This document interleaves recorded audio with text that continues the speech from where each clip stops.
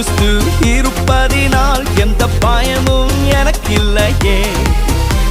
என் பல பக்கத்தில் அவர் துணை நிற்பதால் நான் ஜெயம் பெற்று எழும்பிடுவேன்.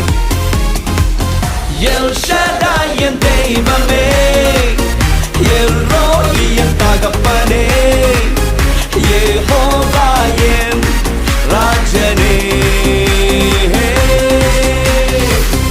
எல் ஷடாய் என் தெய்வமே, எல் ரோயி என் தகப்பனே, யெகோவா என் ராஜனே.